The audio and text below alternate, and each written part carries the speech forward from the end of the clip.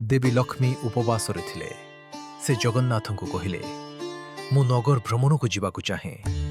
ଜଗନ୍ନାଥ ଅନୁମତି ଦେଲେ। ମା ଲକ୍ଷ୍ମୀ ଏକ ବୃଦ୍ଧ ବ୍ରାହ୍ମଣୀର ରୂପ ଧାରଣ କରି ଶ୍ରିୟା ଚଣ୍ଡାଳୁନୀ ଘରେ ପହଞ୍ଚିଲେ। ତାର ଶ୍ରଦ୍ଧାରେ ମୁଗ୍ଧ ହୋଇ ତାକୁ ବର ଦେଲେ।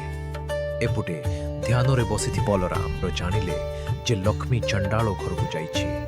ସେ କ୍ରୋଧରେ କହିଲେ, ତାକୁ ମନ୍ଦିରରୁ ତୁରନ୍ତ ବାହାର କର।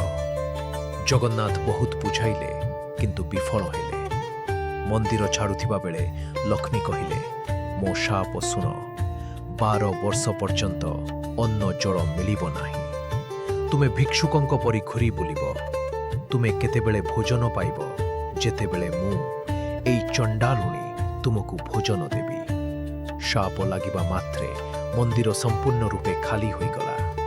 ଭୋକ ଶୋଷରେ ଜଗନ୍ନାଥ ଓ ବଳରାମ ଫଟା ବସ୍ତ୍ର ପିନ୍ଧି ଘର ଘର ବୁଲି ଭିକ୍ଷା ମାଗିଲେ, କିନ୍ତୁ ତାଙ୍କୁ କୋଉଠି କିଛି ମିଳିଲା ନାହିଁ। ଦୁହେଁ ଭୋକ ଉପାସରେ ଆଉଟୁ ପାଉଟୁ ହେଉଥିଲେ।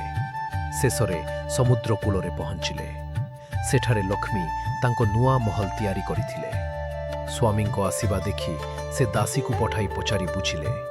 ସେ କହିଲେ କି ଆମକୁ ଭୋଜନ ଦରକାର।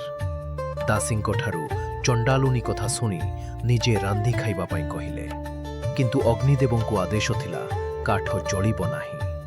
ଶେଷରେ ସେମାନେ ମାନିଲେ। ଜାତି ପଛେ ଗଲେ ଯାଉ, ଆମେ ଏଠି ଭୋଜନ ଗ୍ରହଣ କରିବୁ। ଲକ୍ଷ୍ମୀ ନିଜ ହାତରେ ଭୋଜନ ତିଆରି କଲେ।